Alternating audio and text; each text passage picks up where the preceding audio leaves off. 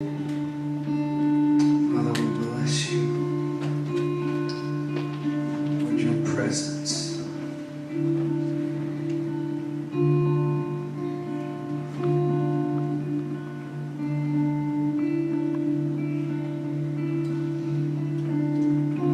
Just allow the Holy Spirit to minister to you personally.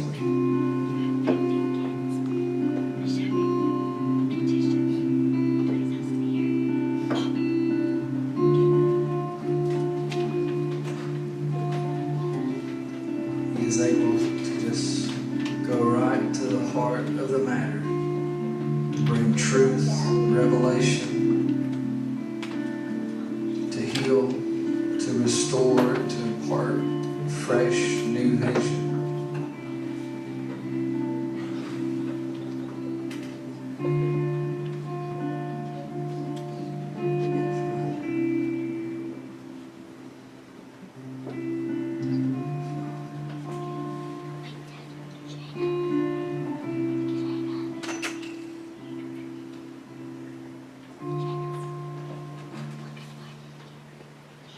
Holy Spirit, bless you.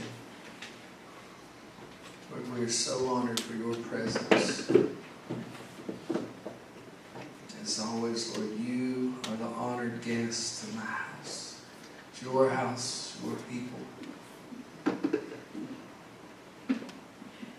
So, Father, I ask for a grace in this house tonight. Lord, that you will call us up to another level. But not just another level in being spiritual or walking in gifts, God, but another level in relationship.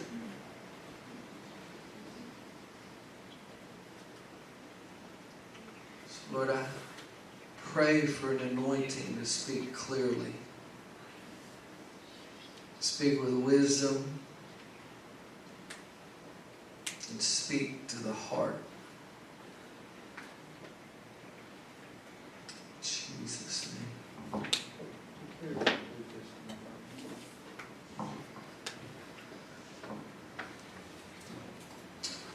I want to really applaud everyone this morning. You know, we received a special offering for the conference coming up, and it was close to $700 that you guys gave, so that was really, really good. And that'll be going straight into this conference to serve these men and women that'll be traveling all over Haiti to come there. Another answer prayer, Sean Davis. Some of you guys have met him, but he's on our apostolic council of our network of churches and ministers. He was really having a struggle to be able to go. Literally told me the day after I bought his plane ticket. He's been moving into a new house and everything was delayed, but God has just worked it out supernaturally. He called me a few minutes ago. He is able to go. So there's a lot of things happening. That prophetic word that came forth this morning is just a further revealing of what's been taking place here in the county. So Gary and I met with, it was us and four other people, I think it was, pastors, leaders up in Townsend this past week. And it was really good, just refreshing to hear and to see what God's doing and how He's stirring everybody's heart. So this week we're going to meet again at one of the churches up in Townsend, and Justin, one of the pastors, he wrote me and he said, hey, there's 7 other pastors that I've had some meetings with, and I'd like to invite them to this Tuesday's meeting. So there's going to be, who knows how many, 10, 13, 14 leaders meeting up there this week.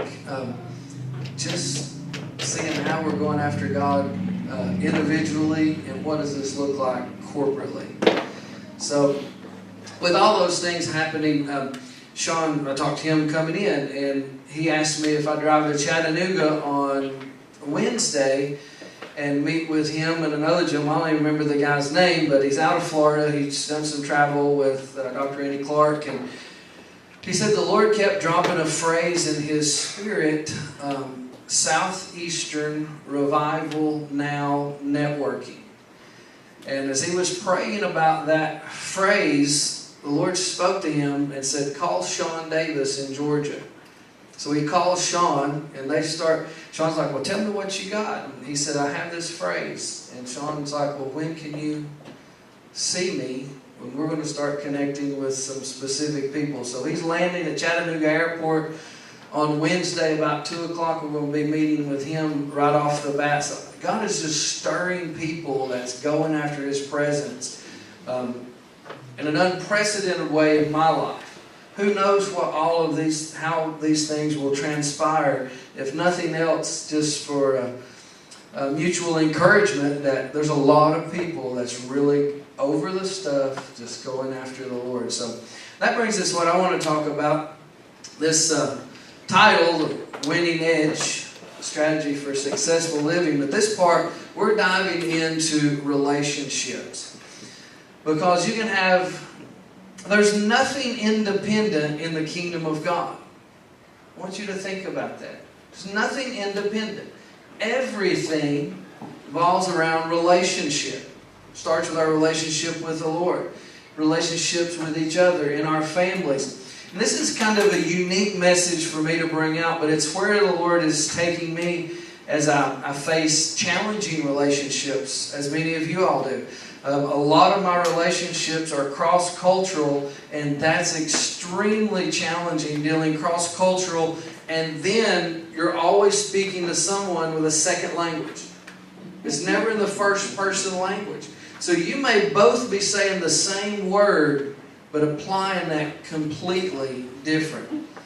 So I'm going to give you a few principles, and I'll pull some of this. I don't want you to think all this is me, but some of the category headings I'm going to talk about, I've pulled from a Maxwell book on relationship. But I've taken this, just sifted it through my life, and I'm going to give you some examples that's going to be penetrating, I hope, in a lot of areas. Let's go to John chapter 1, verse 43. And I want you to look at this context, because this speaks huge volumes. So Jesus decided to go to the region of Galilee. There he found Philip and said to them, come and follow me. Now Philip, Andrew, and Peter, they were all from the same village of Bethsaida. Then Philip went to look for his friend Nathanael and told him, we have found him.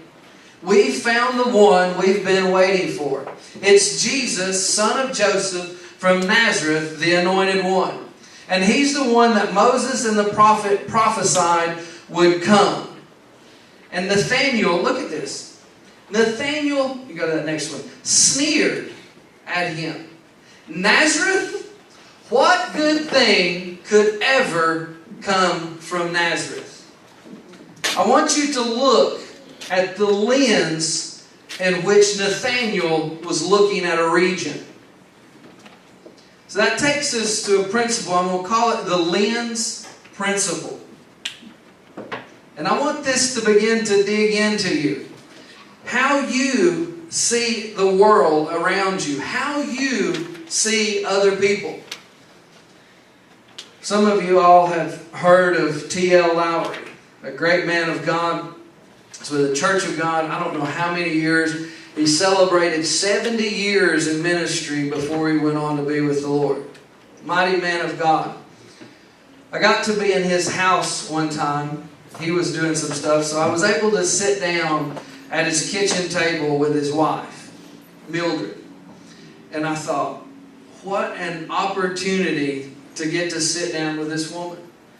I was sitting there looking at her and I said, Mildred, can I ask you a question? I said, I know you have traveled all over the world. You've been to Lord knows how many nations. You ministered to all of these people with your husband. I said, what was your favorite place? And she looked at me and smiled, and I felt about this big. Just the way she was looking at me. She said, honey, you don't understand. She said, my favorite place is wherever I'm at with the person in front of me. Today, it's with you. I thought, wow. What depth she had. She said, my favorite place is the person's eyes that I'm looking into. And she said, honey, if you ever learn anything, wherever you're at, love the one that's in front of you. That was a 5-10 minute conversation with someone that had walked with the Lord for decades. And she was giving me a lesson on a lens principle. That next slide, there you go. Oh, that's good, where you were at. Who we are determines how we see. Who we are determines how we see. And I'm not saying how you see things is who you're called to be.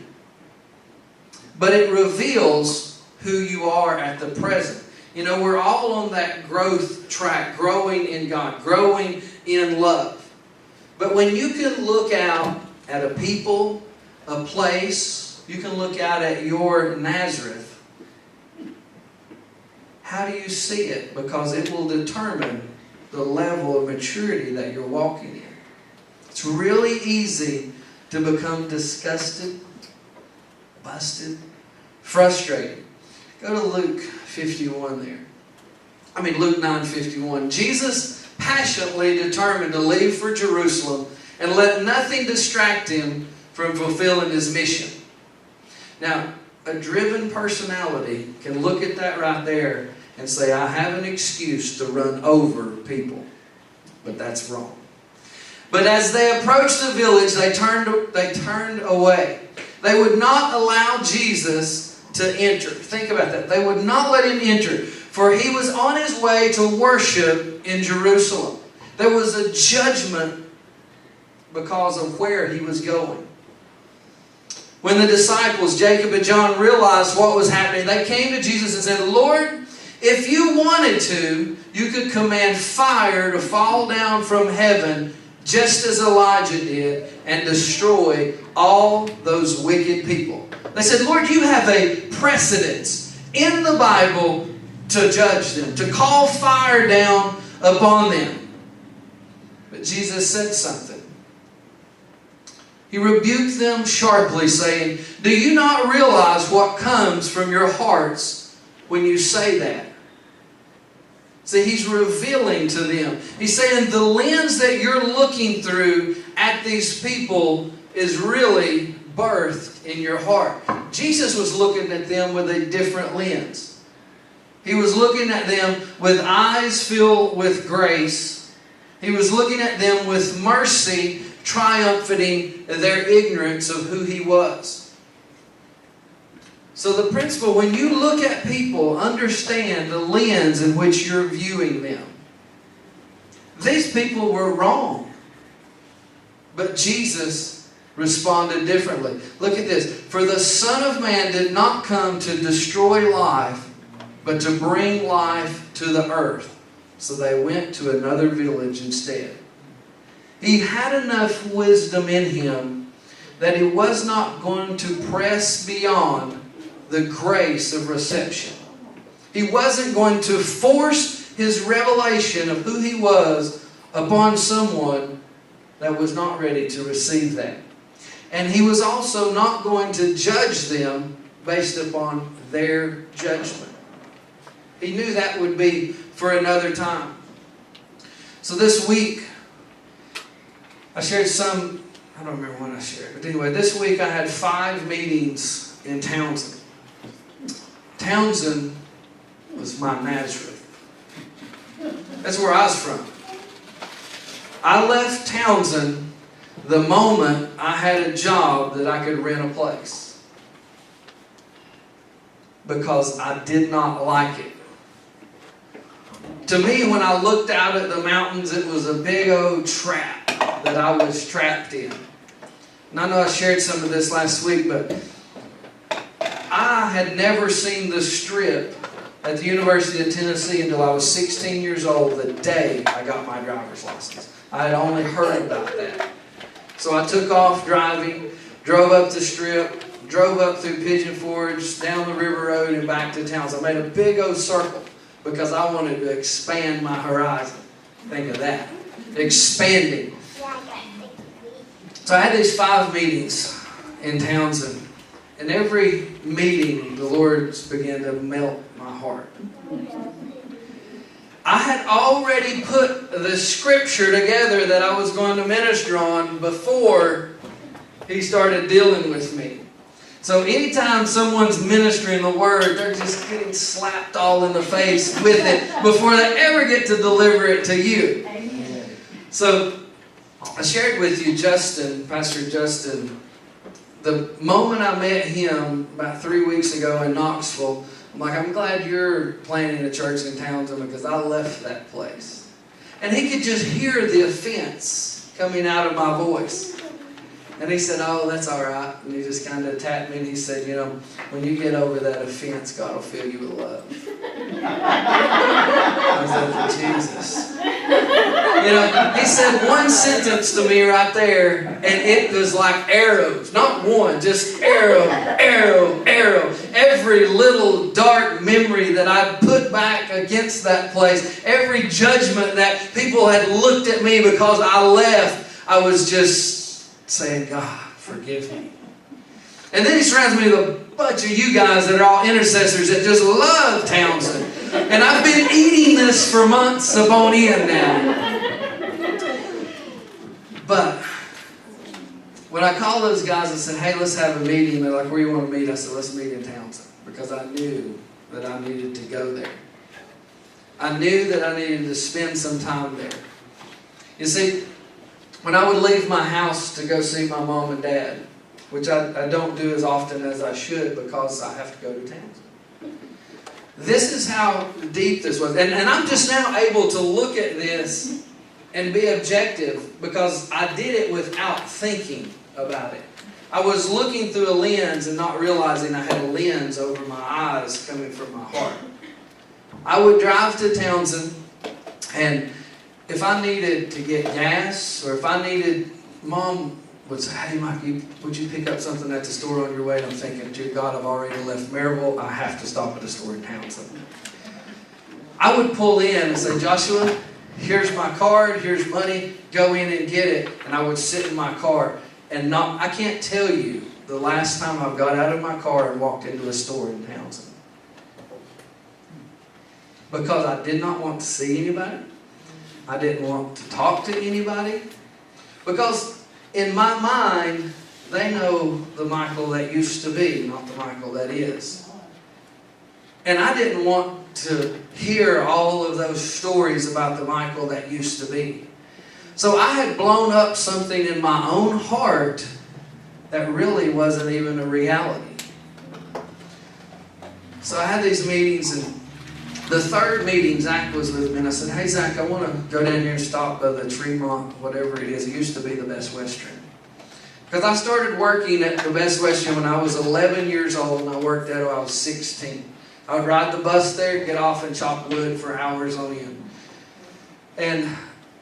But I was thinking, I know we need to have a meeting in Townsend at some point. We talked about it in the pastor's meeting. So I feel like there needs to be a unity meeting, come together, but not to preach to people, but like having leaders on a panel and having a discussion on what we're all seeing, what we're all sensing for the region.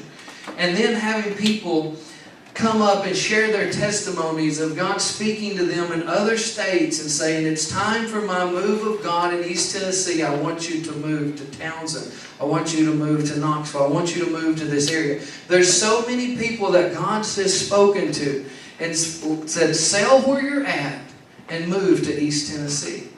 And when we start talking as leaders, we're all talking about these different people. And I was thinking, my Lord, there's a lot of people heard the same thing and are now here and have been praying into this. Praying into this. I said, so if we can have a meeting to where we just get up, we've had enough preaching at each other, where we can actually talk of what God is showing us and hear the testimony of the saints of God, we might get a bigger picture than what even we think. So I went to Best Western to look at their meeting facility, because I was actually, when they were pouring the concrete, I was there tying the steel, piece after piece after piece after piece, from 5 o'clock getting off the bus till 9 o'clock working. So I went in there. Of course, I didn't know anybody working there. I said, can you show me this place? And we walked out, walked over, and I went in, just flooded with all these memories. It's So I remember putting this in. I remember doing this. And I walked back out, and there's a guy that pulls up on a golf cart. And Zach was out there talking to him. And I thought, I know this guy. I couldn't remember his name. Because you got to think, I've pushed most of these names way out of my mind from a long time ago. But he's like, "You're Mike Brewer, aren't you?" I said, I'm thinking, dear God, yes I am. He said, "I'm Don," shared his name. I said, "I remember you." I said, I couldn't remember your name, but I remember you. And we started reminiscing on stories. And he said, "I want you to know something." He said, me and one of the sheriffs of Townsend, he said, we would sit down here and we would talk about the young men coming up in Townsend. And he said, "We always said you were one of two that was one of the most respectful men in the town, or respectful young men in the town." And when he said that, it kind of hit me. I thought, everybody doesn't remember all the stupid stuff I did. I mean, I apparently wasn't as bad as I thought. At least I worked with this guy. He would know. But it began to open my heart. When someone gives you a compliment, it kind of puts your guard at ease. Well, that's what happened. He spoke something really nice to me, and it kind of put me at ease. And we stood there and talked about 30 minutes and just reminisced. And I got out and drove up the road with Zach, and I finally said, "Lord, I have to spend some more time up here. I've got to go rekindle some of my old relationships. I've got to go talk to some of these people." So this lens principle I've been living for about a month now. It's powerful. When you can begin to realize that you do have a lens, that you see things through your heart. When Jesus rebuked Nathanael, he wasn't rebuking him to be mean. He was just saying, you don't